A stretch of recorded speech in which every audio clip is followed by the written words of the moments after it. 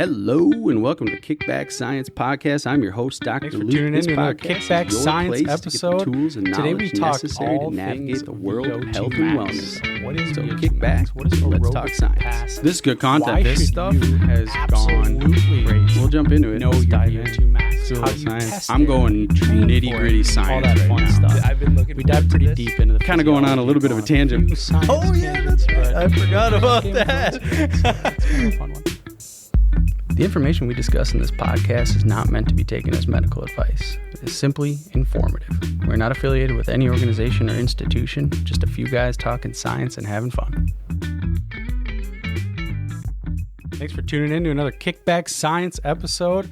Today we talk all things V02 max. So what is V02 max? What is aerobic capacity?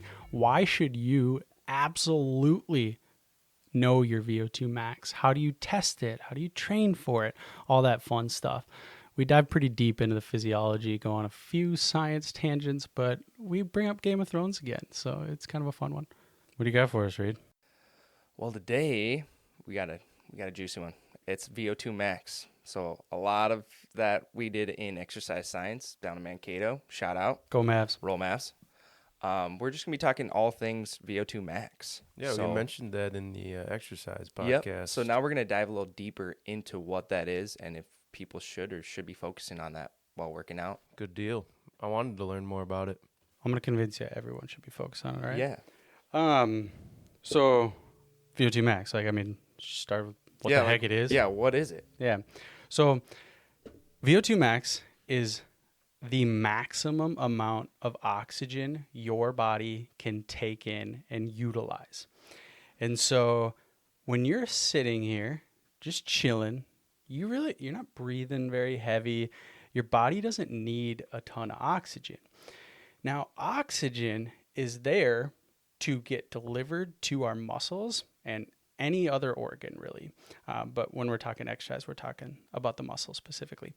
And it's going to get delivered to these organs that are going to use this oxygen to produce energy or to produce ATP. So ATP is that currency of the cell. Your cell has to make ATP to get, or as the energy to be able to function. And so when you're just sitting here, you don't need a lot of ATP. You don't need to burn a ton of fuel. You don't need a lot of energy. You're just chilling, right? So you don't have to take in a lot of oxygen. But if I were to, measure how much oxygen you're taking in, and I had you stand up and start walking, that oxygen level would start to increase. So you may not be breathing a ton more, but you might be taking a little bit deeper breaths. Your heart rate might increase a little bit to try to deliver more oxygen. Really, the purpose behind taking in oxygen is to deliver to the muscles, to other organs for energy. Now, there's a point where you can't take any more oxygen in. That's this VO2 max. So let's say I had you start walking, and then I had you start running, and then I had you keep running until you couldn't run anymore. We're going to be able to, if I was measuring your oxygen intake, I could plot that out, and it would increase and increase and increase and increase until eventually it levels off. And no matter how much harder you push yourself, even if you go faster, that oxygen consumption is going to stay the same. It's called this VO2 plateau. Everyone has this plateau, and that's the maximum amount of oxygen you can take in. So it's not an indication of like how fast you're going or, how hard you're biking or how fast you're running. It's this physiological parameter of you literally can't use any more oxygen. And so it's a great objective measure of somebody's health because you can't fake it and you can't just push yourself. You can't push yourself harder to take up more oxygen. If you're doing one of these tests and you're like, I'm gonna push myself a little bit harder, go a little bit faster, it's not just gonna make your body be able to take in more oxygen. And so it's a hugely important number because it's. Is that similar to like if you're doing push-ups to failure? Is that your VO2 max, or is that just your muscle at that point? When we're talking failure and resistance training, that's muscular fatigue. And so you actually as an analogy between them, would that be what you're saying. So when you're taking that oxygen in, running, all of a sudden you basically collapse on the floor. It's a little different though when we're talking about strength. And I'm glad you brought that up, because when you achieve this maximum amount of oxygen you take in and you have that plateau, there's a lot of theories of like, why are you plateauing? You know, is it because your lungs can't take in any more oxygen? They're at their max capacity. Is it because your heart can't pump fast enough to deliver the oxygen you're taking in? Is it because you don't have enough blood to hold the amount of oxygen? Is it because your muscles can't take in that oxygen and utilize it efficiently? There's all these theories of like, where or what is the actual underlying mechanism behind why we plateau? And we really don't know at this point. But what differentiates it from the example of the push-ups is the fatigue that you experience when you're doing resistance training and you go till failure. So if you do push-ups until you can't anymore, that's actually happening within the muscle cell itself. Okay. And so your muscle is breaking down a ton of glucose and creatine phosphate that it has stored within the muscle cell. And the glucose is going to get broken down into lactate. Lactate's great. It can get shuttled to other muscles, utilized as energy. But this hydrogen that comes along with the lactate is why we call it lactic acid. That hydrogen is really acidic, and it can actually disrupt your muscle fibers from attaching to each other and contracting. And it disrupts all these other enzymes within the muscle. So it kind of, messes up the muscle's ability to break down fuel and utilize it. And that's what leads to this muscular fatigue. Okay. But it's very different than VO2 max, because this is like, it's referred to as our aerobic capacity. So aerobic meaning oxygen, anaerobic meaning without oxygen. And so our aerobic capacity is how much oxygen we can take in and utilize. And it's often related to, it's cardiovascular exercise really is like, what is your cardiovascular, but there's so much more to it, but like, what is your cardio capacity, cardiorespiratory fitness level? And so it's really just this measure of oxygen intake. And yeah, it's so useful because it can't be faked. You can't have just like a day where you, are more motivated than another. You really want to like push yourself during this test, like to get that higher VO2. You're like, oh, I'm going to get higher VO2 today. It's like, right. No, it's no it matter doesn't happen. when you take that test, where you are in your working out, you have a physiological capacity, and you can't just change that by motivation or pushing yourself. And so, if you're doing a VO2 max test, you can't just, train really hard the week or a couple weeks before to hopefully get a higher VO2 max. It takes time for all these adaptations to occur.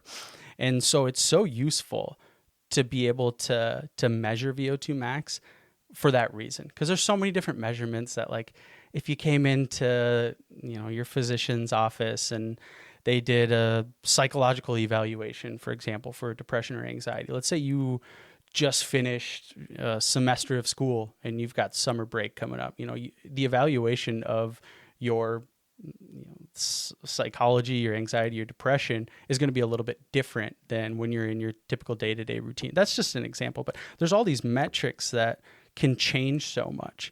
But VO2 max is something that's like, it is so objective, and it tells you so much because everyone has this capacity, and you can see it happen when you're running these tests. If somebody has achieved a true max or not, and if they did, like, that number is going to maintain very consistent. Now, how does the test look? Yeah, so how do you actually measure VO2? Now, it depends where you're doing it. We did 1 million of these, Reed, when we were in Mankato, and then I did a bunch of them in Colorado too. Most of the time, people are doing either a bike or a treadmill. And it's preference. You choose what's your preferred modality. Do you like to bike, or do you like to? You can do anything though. I've done it on stairs, ellipticals. And you can do it just standing with a box. Yeah, you could do swimming. Actually? Yeah, absolutely. I've never done it, but yeah, I should have. That'd have been really cool. Yeah. There are ways to estimate VO2 max swimming in a pool, but what you see in a laboratory setting is a treadmill and a bike most often. And what happens is if we're doing a true VO2 max, we're using a metabolic cart that can actually measure specifically how much oxygen you're taking in. So if you're truly measuring this, you have this metabolic cart that is sampling the room air. Now, we know the concentration of oxygen in the room. We can sample it. We know the concentration of carbon dioxide and nitrogen in the room.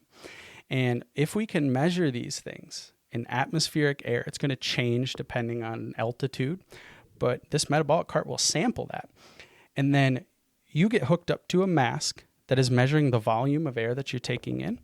And then it's measuring the volume of air that you're exhaling. And then it's measuring the concentration of that air that you're exhaling to see how much CO2 did you produce. And then it can calculate the difference of, okay, this is how much CO2 you just produced. This is how much oxygen you just utilized. And then we know the exact amount of oxygen you've taken in. And so to plot that out, what you do is you'll have someone get on a bike or a treadmill at a nice resting speed, a nice slow pace, and you just watch these things. You're tracking heart rate at the same time. And after a minute, your body reaches, and actually sometimes it happens a little bit quicker, but at least a minute, it takes your body at least a minute to get to what's called a steady state adaptation to whatever speed you're doing. So if you're on a treadmill or a bike and you quickly up the speed, at first it's going to feel really difficult to get yourself up to the speed. Your heart rate's probably going to be jumping all over the place, but eventually you're going to kind of reach this nice steady state zone where your heart rate will actually stay nice and comfy. And that's your body's response to the added workload. It's like, okay, where do we need to be at? How much oxygen do we need? And then eventually it's going to find that. It's going to stay there. And so you'll increase speed or power output or watts on the bike. And as you increase this workload, you're going to watch these steady states happen. So you have to at least have a 1 minute stage. A lot of these are from 1 to 3 minute stages where you'll have the participant do 1 minute at this speed, another minute at a higher speed, another minute at an even higher speed. And then you just plot VO2 as they go. And then eventually you'll see that as you increase the speed, their oxygen intake is actually not going to change. So you can keep pushing yourself harder and harder and harder, but that VO2 is going to plateau. And that is the point at which you have achieved your VO2 max. And so that's like the best way to do this. And later on we can get into, some of the other metrics because there's a lot more than just that plateau that we're looking for. We can actually see like, are you metabolically, are you burning fats? Are you burning carbs? What's happening with lactate? What's happening with heart rate? To really get pinpoint accuracy on somebody's true max. But let's say you're, someone who just had open heart surgery and we want to know what your VO2 max is or what your aerobic capacity is, but we probably don't want to push you to max, right? There's ways you can do what's called a submaximal VO2 max test where you estimate this. And those things you've got anything from an equation that just takes your age, BMI, and how active you are versus, doing some sort of activity at a submaximal level and then estimating what somebody's VO2 max is. And this is done clinically with a test called the Bruce test, which I've got a lot of problems with.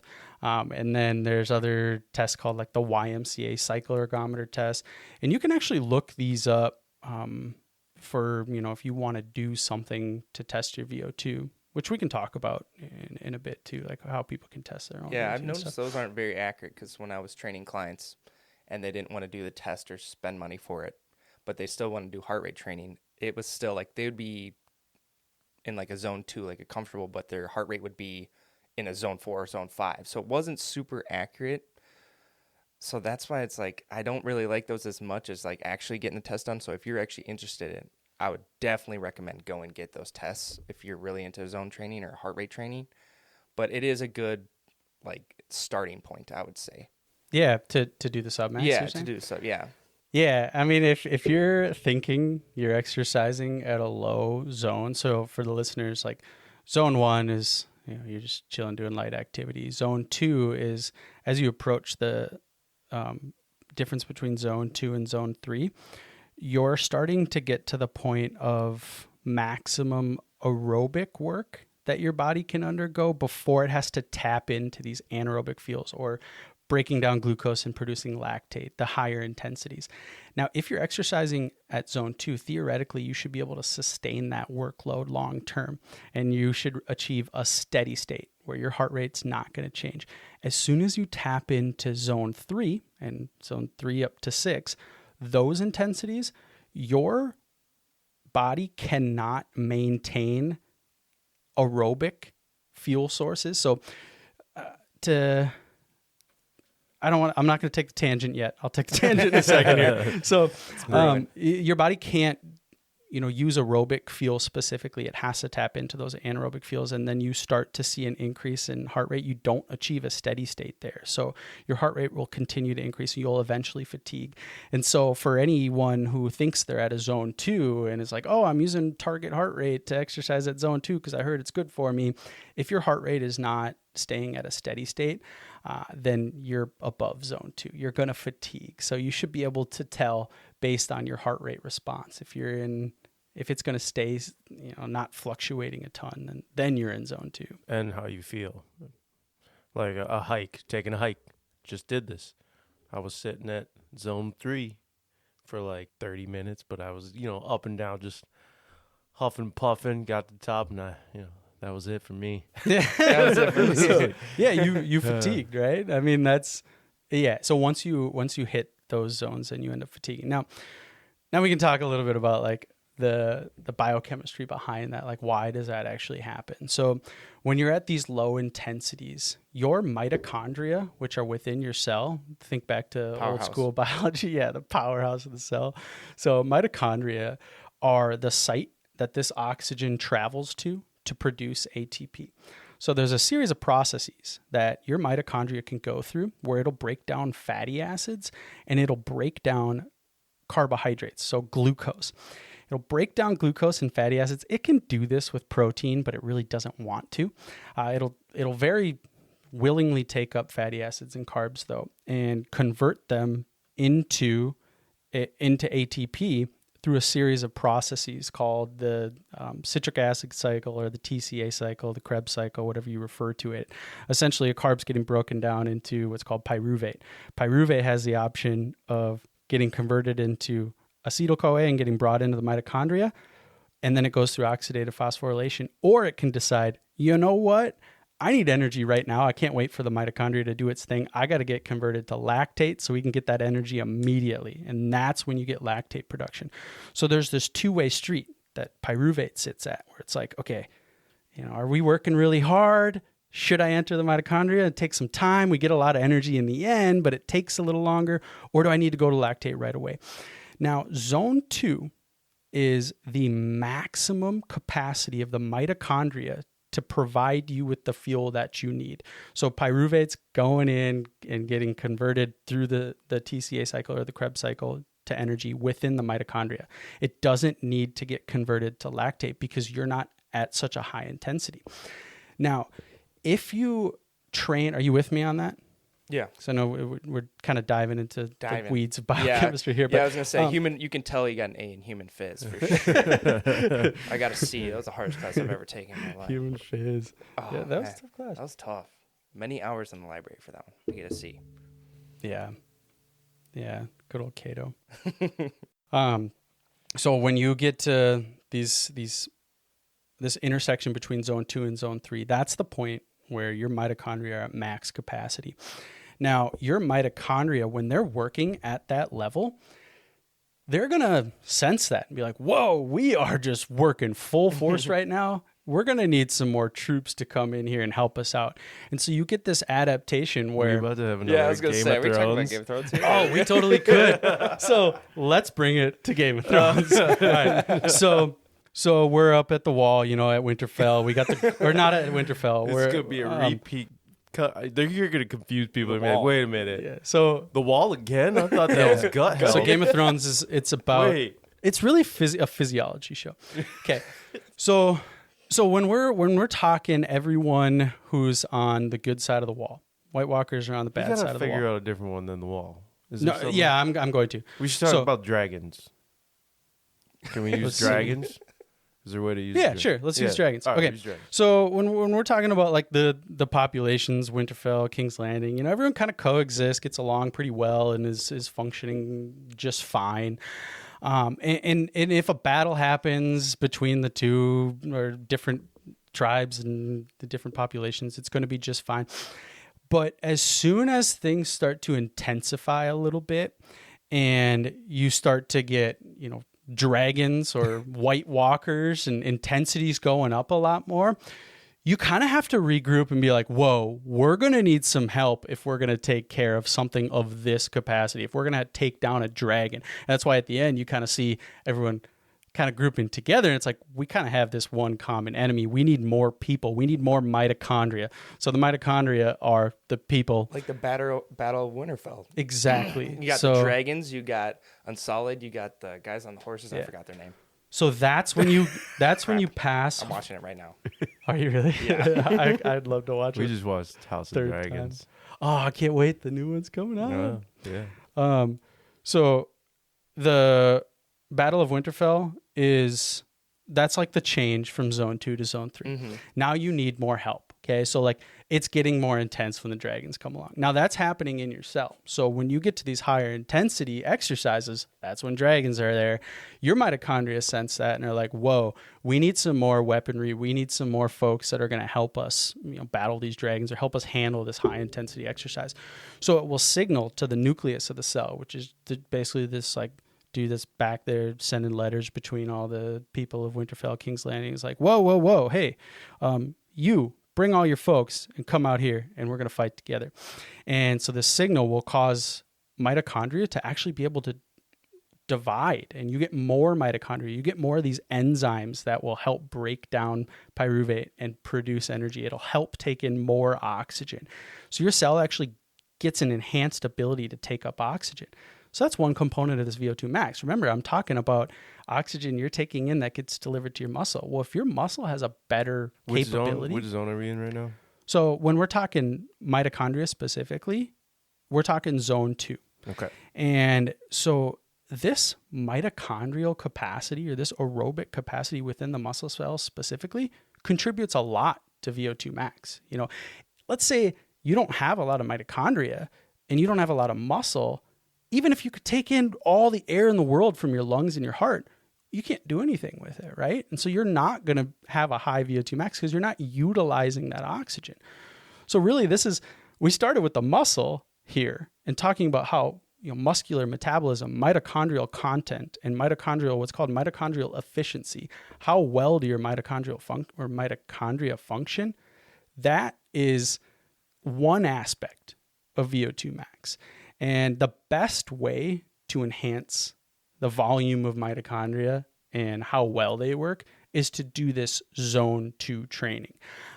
And I wasn't really anticipating talking about zone 2, but we absolutely can. That's what this other podcast was talking about, zone 2 training too. So it lines up exactly with what they were saying as well. Is that where like the big zone training phenomena comes, steady state cardio comes from? Yep.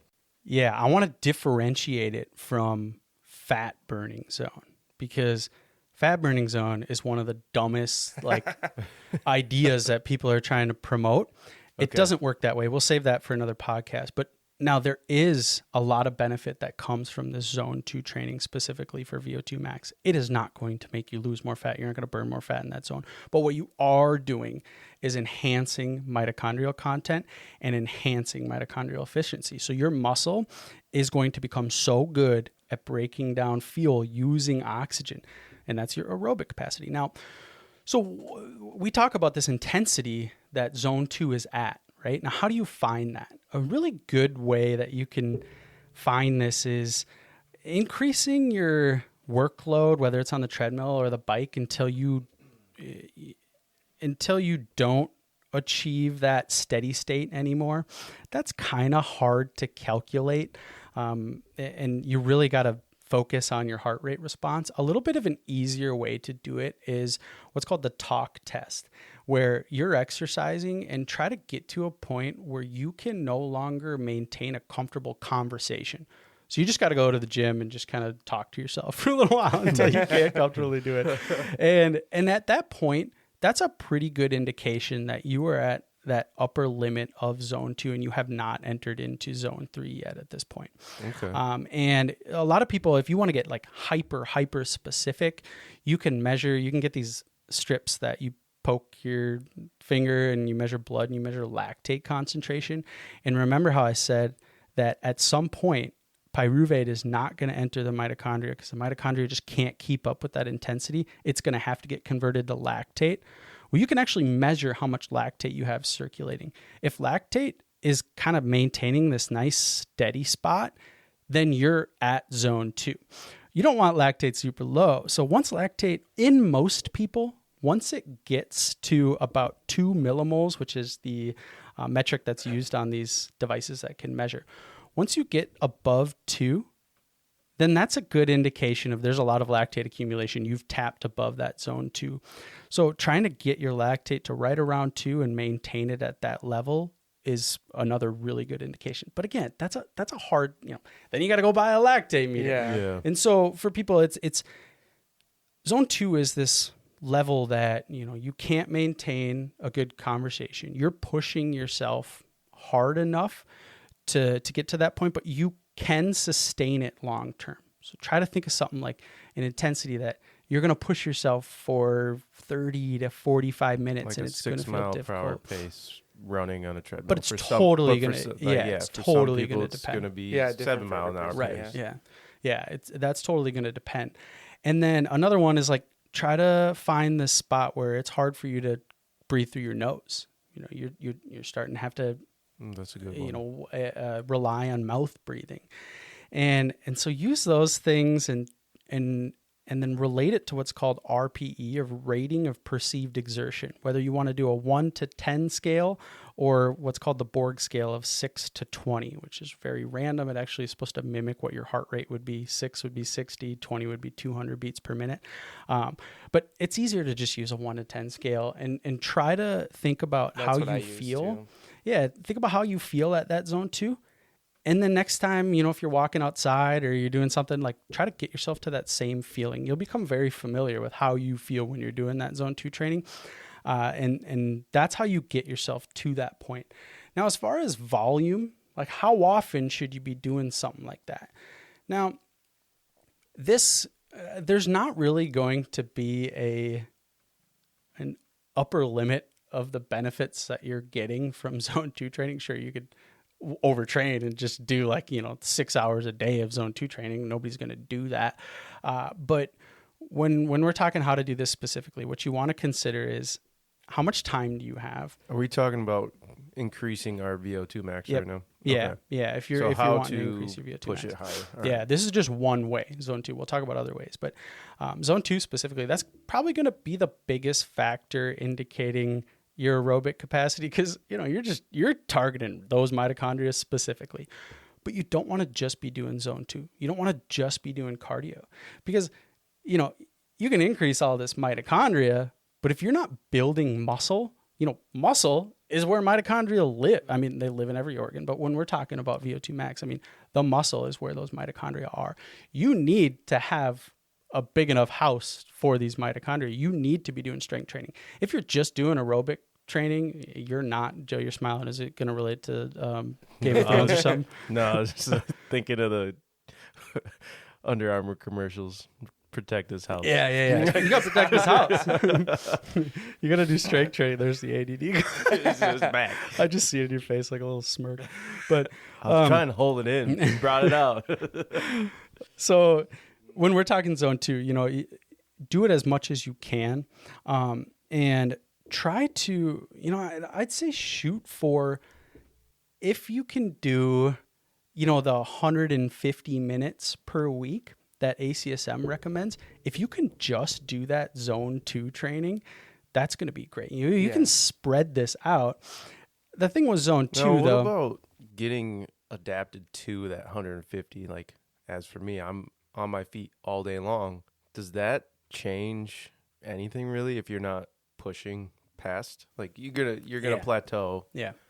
And my body's gotten used to that. So Yeah. that 150 minutes, I'm easily on my feet 150 minutes a week. Yeah, right? yeah. You're totally hitting that capacity. And Or you're not at But- zone 2 at that point. But Yeah, you so- are still getting improvements in VO2 max, which I think we should come back to when we talk about like specific like benefits of VO2 max and stuff, like what happens when you go from like couch to walking to jogging to running, and like so on.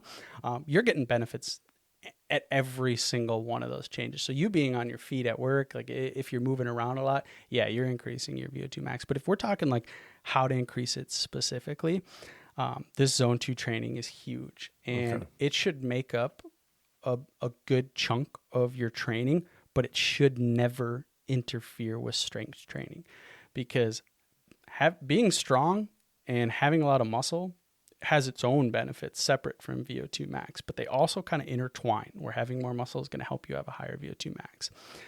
Now, both of those things, strength and VO2 max, are probably the two best things you can test for somebody's health, because both of those you cannot just change day to day. How strong you are, it's going to take you a long time to get stronger. It is going to take you a long time to increase VO2 max. And that's why when you can test these things, you can tell, okay, how much work have you been putting in for your life, pretty much. And so being able to tell someone's strength in VO2 max, that's why these numbers are so freaking important. And that's why they tell us so much more than anything else that we have available. Any blood test, any scan, anything. So I was listening to a podcast, and they're saying that endurance athletes actually live longer than like football athletes, football athletes, they have a high VO2 max most of the time, unless they're like a offensive lineman or defensive lineman or something. But like they have a lot of strength and they have endurance. Why are endurance only athletes living longer? So that's just an area that's been studied so much.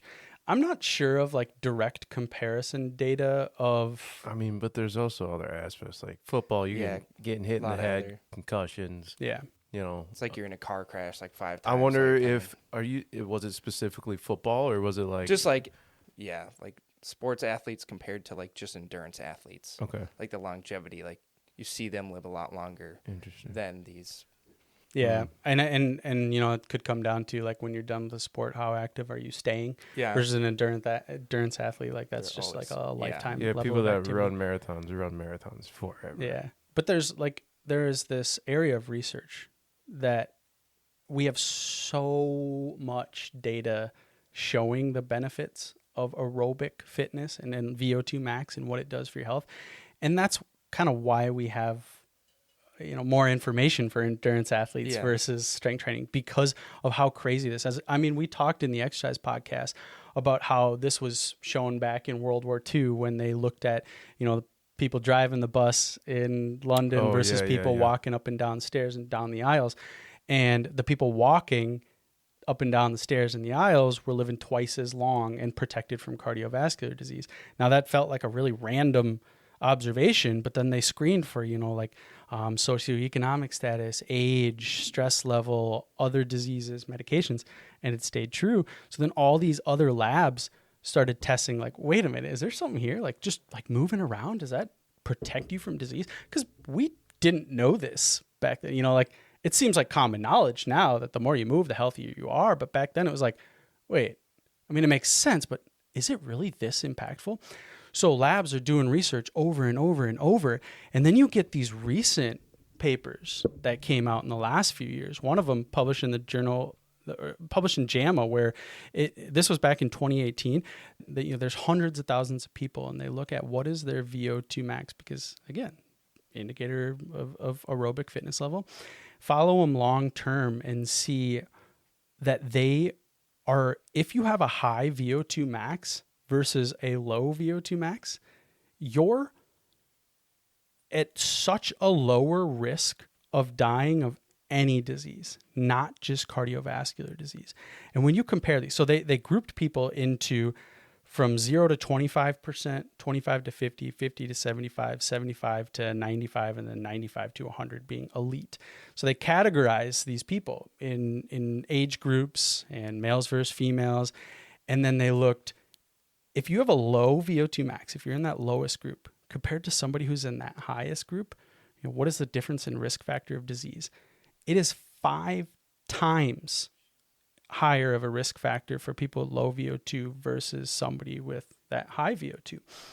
Now, that is just a number. You don't know much how to do with that. Well, let me tell you what to do with that information, because what they also did is looked at other common diseases that have been studied in a similar fashion. Things like coronary artery disease, high blood pressure, and even end-stage renal disease, which is a huge contributor of mortality. If you have end-stage renal disease, your risk of dying at any given time point is absolutely going to be elevated. What exactly is that? I've never heard of it. So end-stage renal disease is a condition where it's where your kidney starts to fail. Okay. And there's stages of kidney failure. Mm-hmm. And when your kidneys are at those late stages, when you get that so renal is referring to the kidney function. Okay. So when you get to the end stage of kidney failure, you have to do, your kidneys do so much for your body to maintain blood volume, to maintain hydration, to maintain electrolytes. And when they fail, everything else in your body pretty much fails. So people go to dialysis and have to actually get their blood filtered for them, because the kidney's job is not working. The kidney is your filter system. And so it makes sense, right? If you have end-stage renal disease, your risk of mortality is increased quite a bit. Now, there was only an increase of 1.9 in this end-stage renal disease group. Let me confirm that statistic. Okay. So just confirming the statistic there. It was actually 1.8 with end-stage renal disease, in terms of like people with end-stage renal disease are 1.8 times more likely to die of disease at any given time point. That's what these numbers mean. They're called hazard ratios, where they just calculate your risk of mortality. And it tells us a lot about diseases. Thing like diabetes, for example. They found if you have diabetes, you're around like a 30 to 40% increase in mortality. And that would indicate a 1.3. So a hazard ratio of 1 means that there's no difference in mortality. Hazard ratio of 1.5 indicates that there's a 1.5 times increase in mortality, or a 50% increase, if that makes sense. So end-stage renal disease was a 1.8 increase. So 80%, or a 1.8 increase. And actually, no, it was 180% increase. So it was actually like a 2 point something, versus low to high VO2 being a hazard ratio of over 5, meaning 5 times more likely to die. And so it is twice, even almost 3 times higher of a risk factor when we're looking at end-stage renal disease versus just somebody with low to high VO2 max. Now, that's just one study. This has been repeated. There's other papers that have come out more recently that show the exact same thing. These hazard ratios stay consistent between labs. When you're measuring somebody's risk, if they have low VO2 max, it is consistent. Unlike nutrition research, where it's like, found this, one paper that showed if you eat meat, you're at a low risk of death. You're going there. I'm always going after the carnivore folks, but sorry. If you eat plants. So yeah, if you have... Well, that's the other... Yeah, actually the opposite. So saying if you eat meat, you're at risk of cancer, whatever. Like that was a big thing. And the hazard ratios were so small. It was like it was like a decimal change. There was no change at all. And it's not consistent. Versus this group of literature, no matter what lab you're looking at, it's going to show you the same thing. You love exercise, don't you? Dude, exercise is like... Look at him. I know. It's golden. It's great. Look at this guy. So I just thought of something. It's a little bit of a, one of those moments I'm having. Those oxygen, the Boost oxygen, like if you go to Colorado for... Oh, the cans. The cans, yeah is Boost, right? That's just one of them. There's a bunch of them. Well, yeah. So if your VO2 max is what you take in what you can take in oxygen wise, is that just a scam at that point? Like, I know you're in higher altitude, so you're not getting it's a different amount of oxygen in the air, right? So using those supplemental oxygens, well, it's a good question. I mean, using those supplemental oxygens, it's a little bit different. I mean, if you're at VO2 max and you give yourself more oxygen, you can't utilize it. So it's not going to change. But when you're at altitude, when you have all this oxygen in the atmosphere, it makes up what's called partial pressure of oxygen. So there's actually like this pressure difference of the oxygen concentration. that pressure difference is actually what causes it to go from your lungs to your blood, because your blood has a low pressure of oxygen. It doesn't have as much oxygen as the atmosphere, for example. So when you take a breath in, all you're doing it's actually really fascinating in terms of like the physiology of breathing. So when your diaphragm, which kind of sits as this big hump that's pushing your lungs up, when it contracts, it's going to flatten. Your lungs just kind of fall and they open up a little bit. When they open up like that, the pressure inside of the lungs drops quite a bit. So when they're squeezed like this, there's a lot of pressure. When they open, pressure drops. And the difference from pressure from the atmosphere to your lungs is what causes air to just flow in.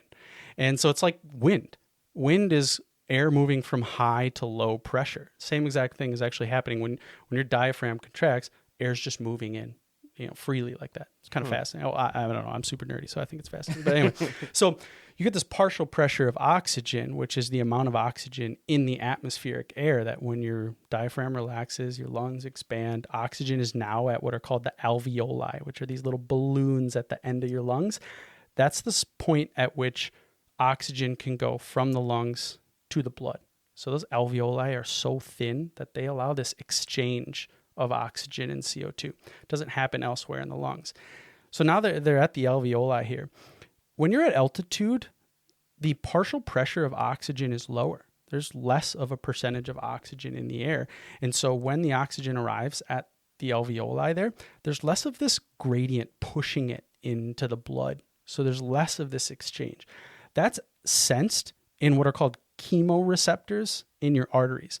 So that blood eventually arrives to your heart and your heart pumps it out. Well, there's these guys that are kind of sitting there right as the blood's leaving your heart. They're just checking, kind of like checking tickets, like, all right, how much oxygen do you have? How much CO2 do you have? And as soon as oxygen levels drop or CO2 levels go up, that's a sign that there's a lot of stress somewhere in the body. So those guys are like, okay, something's wrong. I need to signal that to the brain.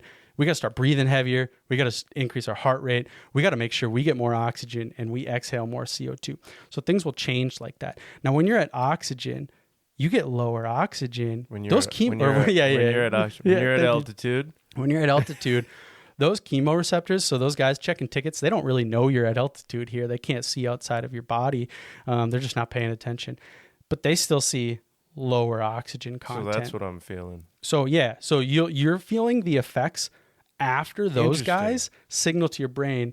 Now, there's a drop in oxygen, but it's these effects of changing how you're breathing to try to compensate. When you take in that supplemental oxygen, you're making it so those guys checking tickets aren't as responsive here and your body's nice and comfortable. You consider that a negative thing to do then? Because then you're not going to acclimate, right? I wouldn't tell somebody to do it if you're not having problems. But if you need supplemental oxygen and you're getting sickness. Hypoxic, I mean, it could help, but it's quite temporary too. Yeah. So let's say, I mean, here in Minnesota, if I took one of those, it'd be pointless.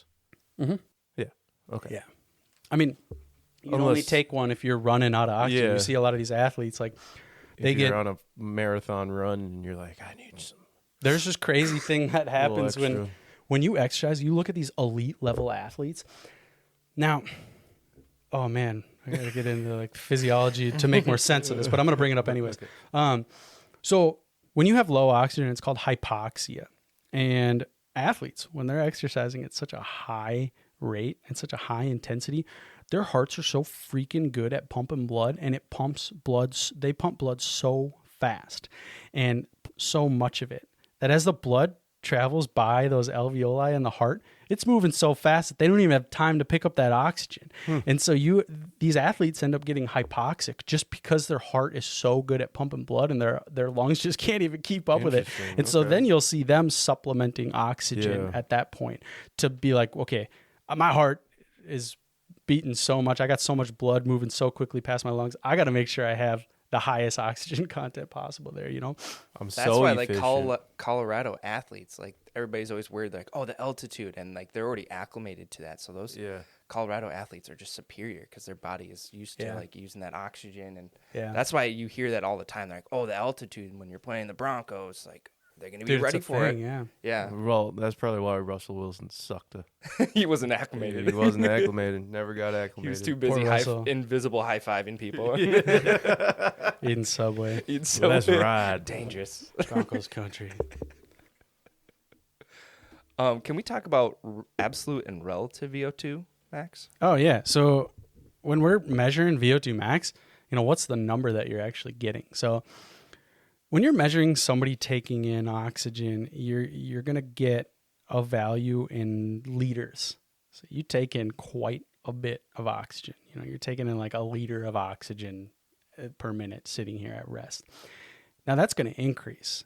And some people can get up to like 7+ liters of oxygen that they're taking in. But the thing is larger individuals are going to have more or larger lungs. Like literally, if you're a larger individual, you have bigger lungs more often than not, have more blood and have a greater capacity to take in oxygen. And so we want to, and that's an absolute value. So that's just like absolute terms is just literally how much oxygen are you taking in? And that's given in liters. But we want to relate that to somebody's body size. And so what we'll do is convert that absolute into relative terms. So relative to your body weight. And so you end up getting a absolute value, liters per minute, and a relative value, which is milliliters per kilogram of body weight per minute. And so then everyone kind of has their own relative value. And that relative number is what tells you a little bit more in terms of your VO2 max. You want to look for that relative number. And if you go get your VO2 max tested and you see this relative number, what the hell do you do with that information, right? Well, there's some categorical data that have been produced, what are called normative data, where people's VO2 maxes have been sampled across different age groups, males versus females, for so long that we have hundreds of thousands of data points that have been grouped into average, above average, excellent, superior, and then below average and very low.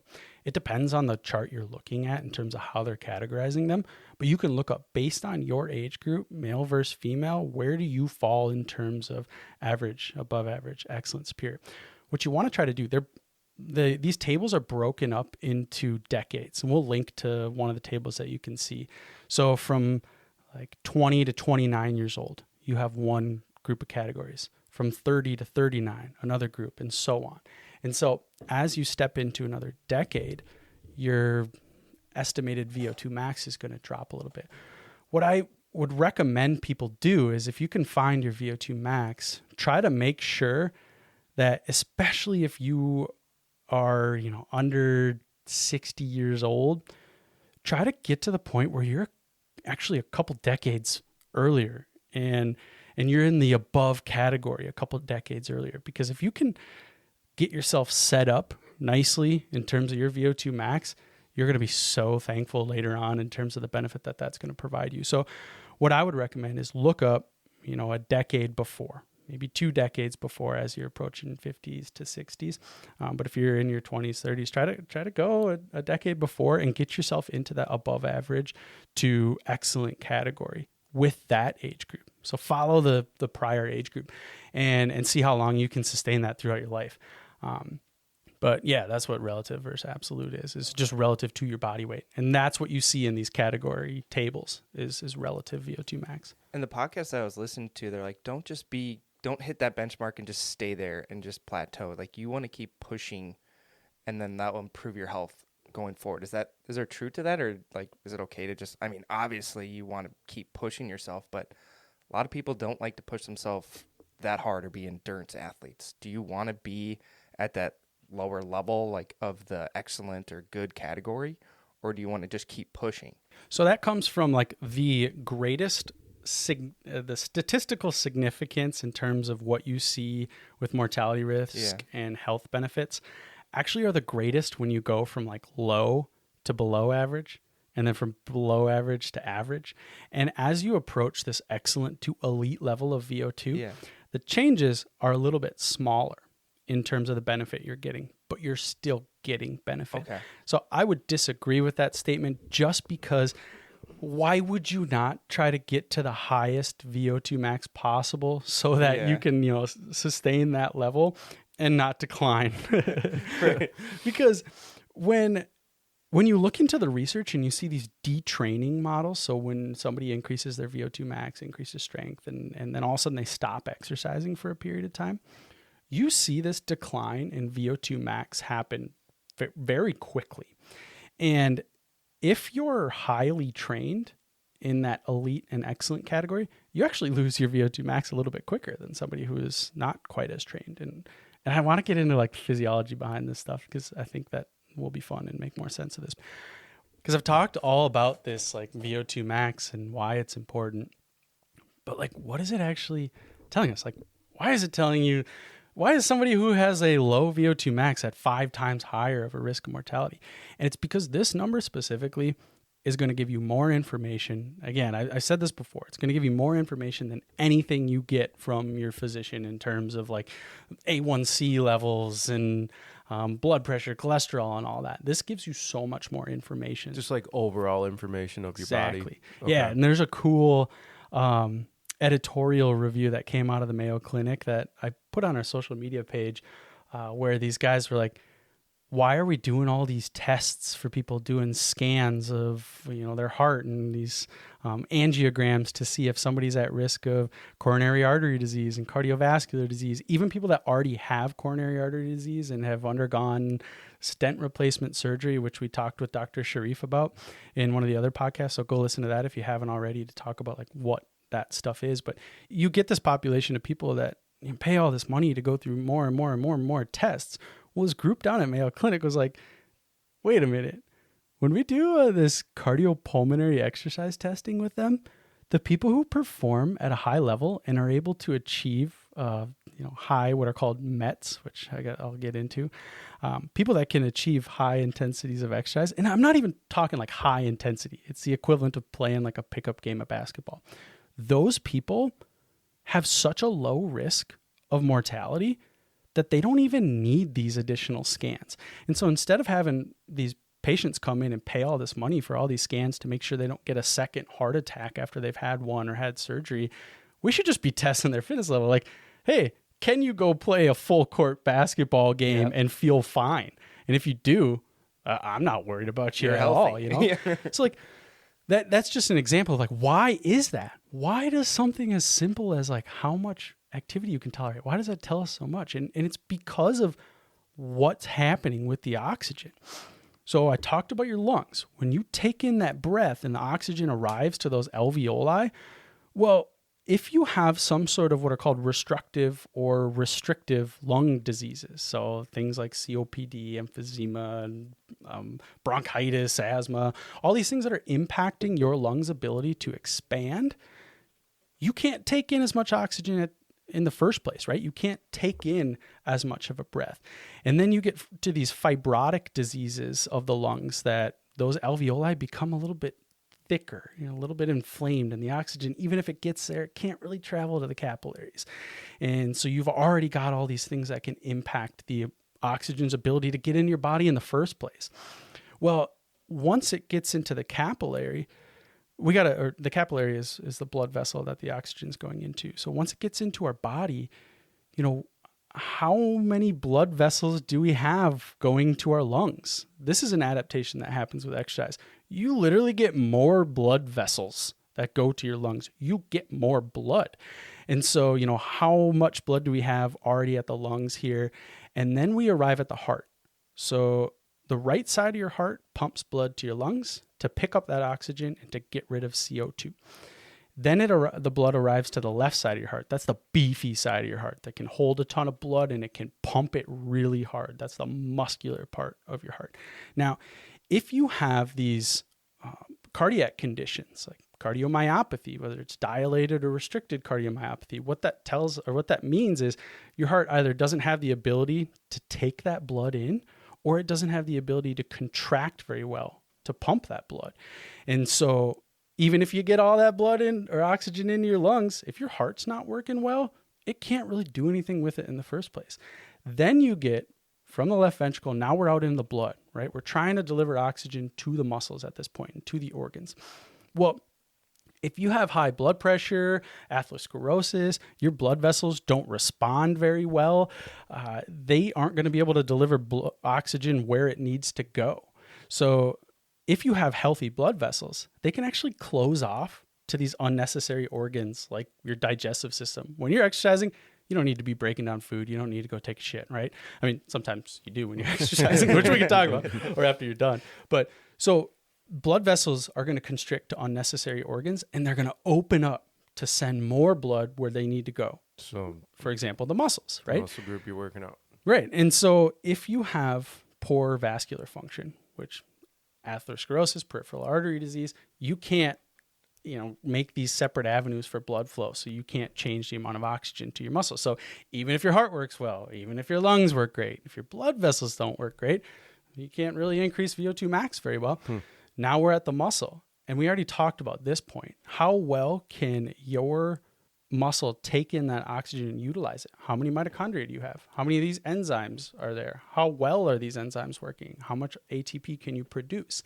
And then delivering that blood flow back to your heart, and then the process starts over. And one thing that happens right away with exercise is you literally just get more blood. I talked about this in one of the other podcasts, but you increase blood volume like immediately.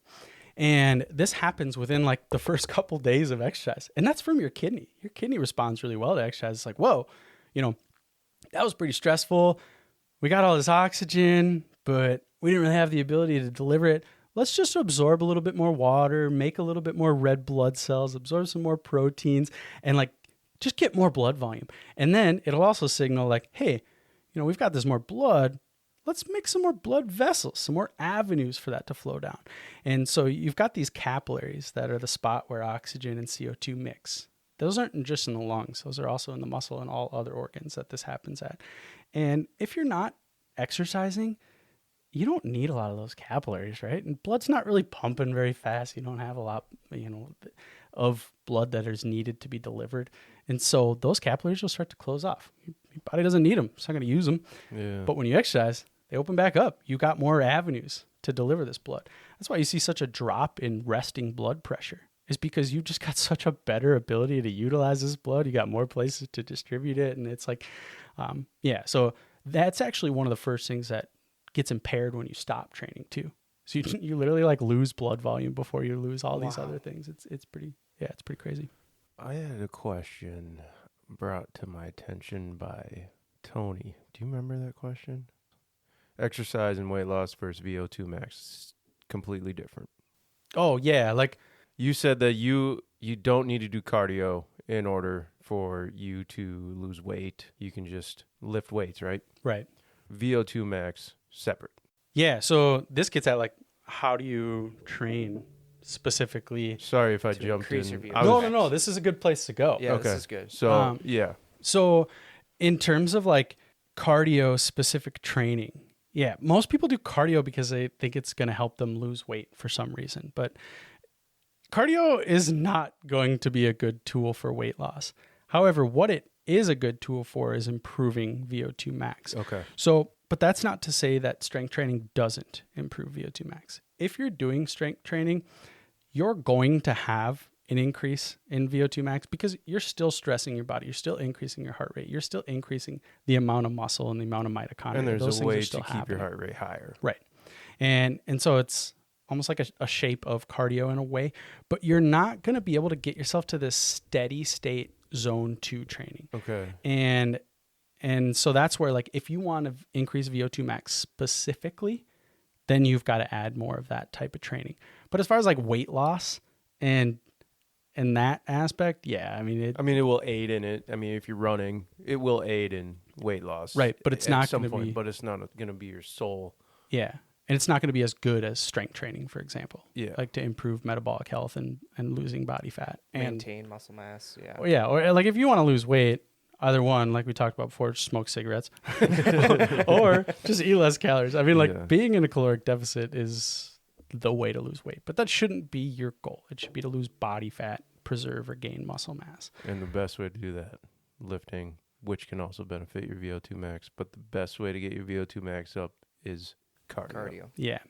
and the different types of cardio. So I talked about zone 2 already. That should make up a bulk of your cardio training, but it doesn't increase that VO2 max. It increases your ability to increase VO2 max, if that makes sense. It's almost like this frame that you can build on.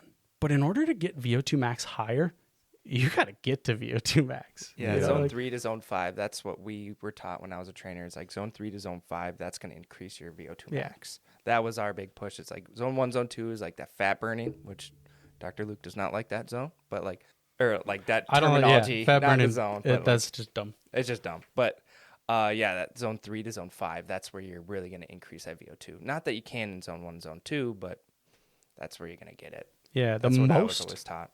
the most change is zone 5, which is like the spot where you can't sustain any longer than 8 minutes, but you can make it 3 minutes, because you can get into this extreme domain of I exercise. think you've explained that to me before. Is like, if you're going to do interval training, try and go, instead of doing 1 minute on, try and go 3 minutes. Yeah. And then you're actually going to get more benefit from it.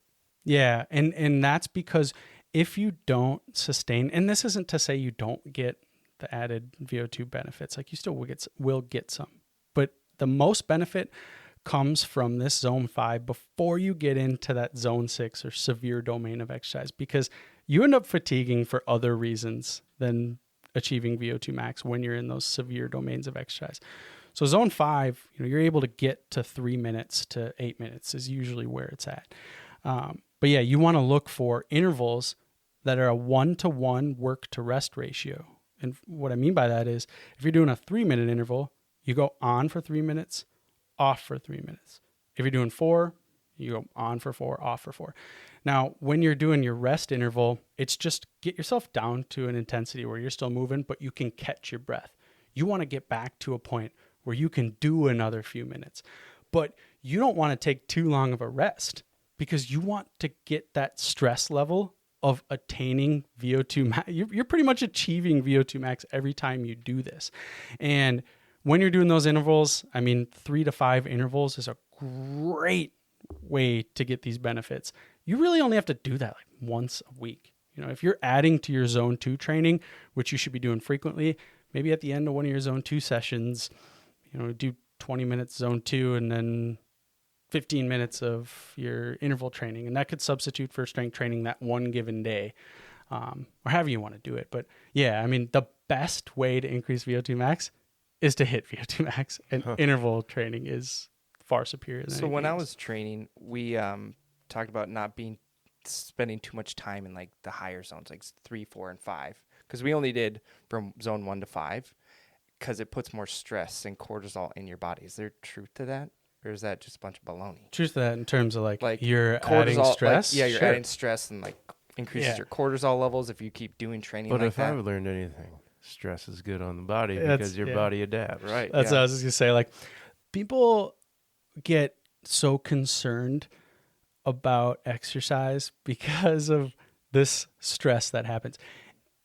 If I was in the hospital and I went into, a critical care unit and I didn't see the patient or anything, I just saw a computer screen with their vitals, and they were just a healthy individual exercising, but I didn't know that. If I saw their vitals, I would rush in there being like, oh my God, this person is dying. Like, why is their heart rate so high? Why is their blood pressure so high? Respiratory rate? Why are they increasing all these inflammatory markers? Like, something's going on. And then you go in there and see they're just running on a treadmill. It's like, oof. So what happens within your body is the level of stress that what happens when you're dying, right? But it's that acute level of stress that is actually so helpful for your body, because it's not hard. Your body can handle that just fine if it can come back to baseline. And so, if you're a healthy individual, you're coming back to baseline just fine. And then you'll be even better at tolerating that stress. And that's one of these reasons, people who have a low VO2 max have a low ability to handle stress. So they get sick. You see this oftentimes with older people or people that are just more frail. Something like walking up and down the stairs is very hard on them. This is because when you get sick, your blood pressure goes up. your inflammatory markers increase, heart rate goes up. Your body needs so much energy, but you don't really have much of a reserve to provide it energy because your VO2 max is so low. And so it's so hard on you. You know, it's so much more difficult for you to be sick when you have a low VO2 max versus if you're really healthy and you get sick, you've got the ability to deal with that infection and then still have energy to function day to day. And that's why people can get different effects. And well, That's separate from the immune system. Yeah. Like obviously people's immune systems respond differently, but yeah, like there's this physiological component to VO2 max that is one of the reasons that people are get so much sicker and feel so much sicker. So say you had a really stressful day at like work or whatever in the household. Would you want to do like high intensity training, or would you want to do it on a day that you're more relaxed, like on a weekend day? Or does that not matter at all? No, it's whatever you want to do. Whatever you want to do? Yeah. I Okay. mean, when I have a stressful day at work mentally, I'm like, I gotta go to the gym. Yeah, Boom, sometimes you back- push yourself even harder Yeah. those days. Oh Okay. yeah. How Yeah. does sleep affect VO2 max? Does it?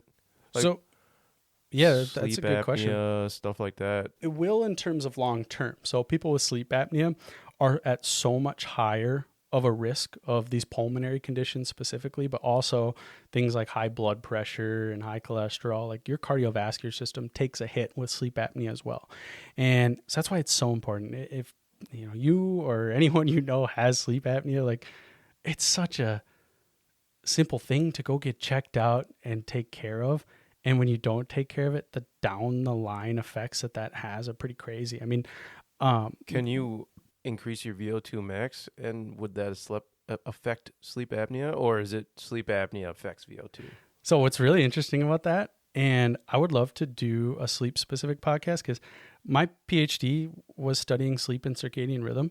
And so I've got a million tangents to go down here. But in terms of that specific question, I mean, when you exercise, you improve sleep quality and you can improve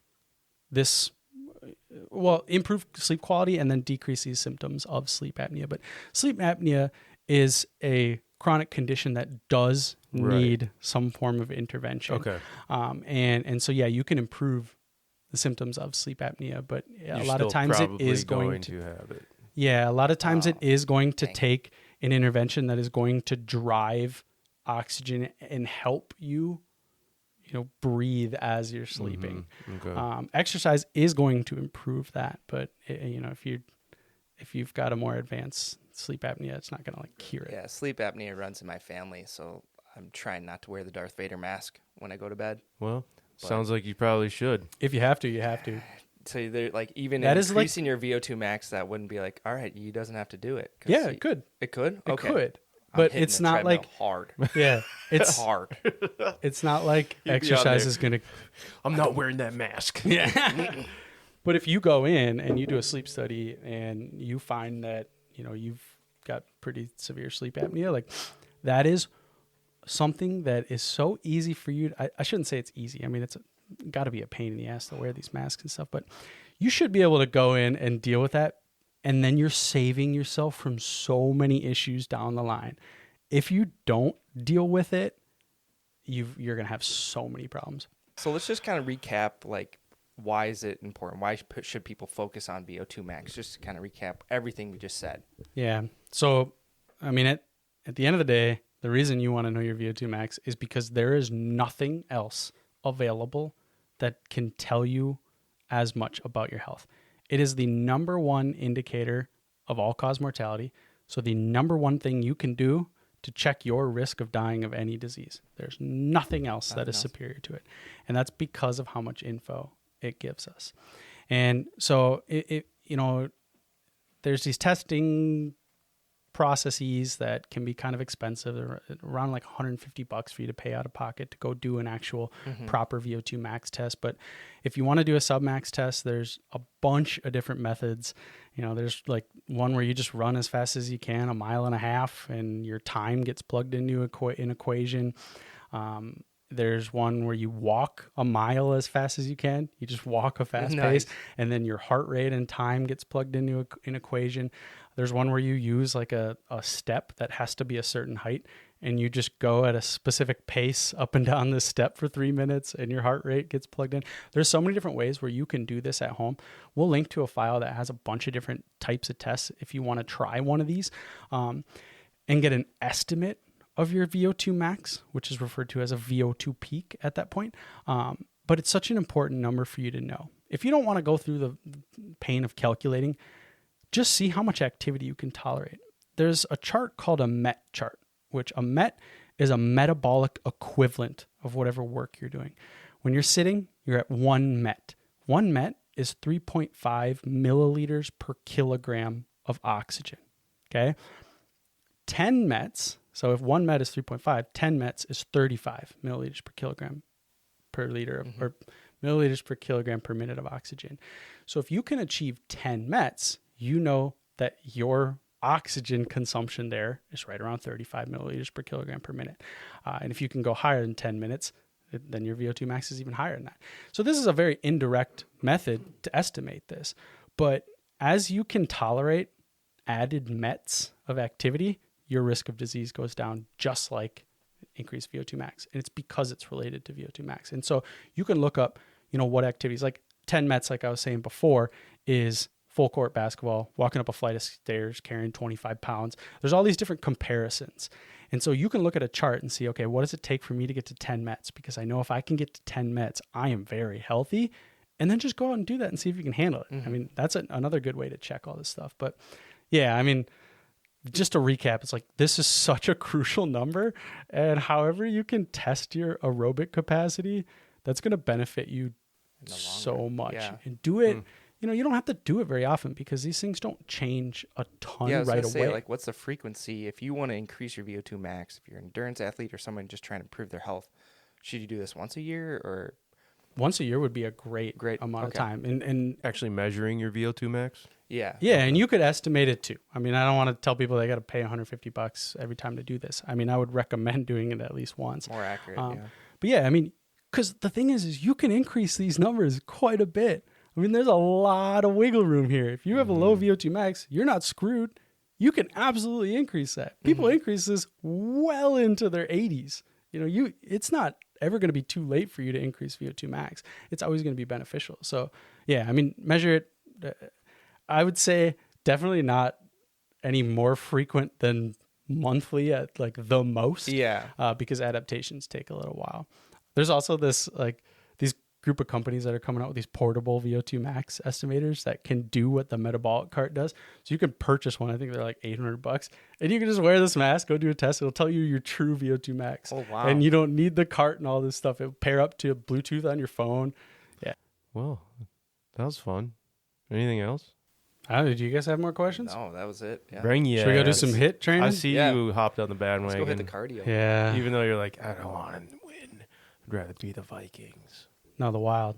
I want the Wild to win. It's hard being a Minnesota fan. It's tough. Bring your ass. I was really hoping they'd win, so this shirt would actually mean something. But 2025 is our year. Yeah.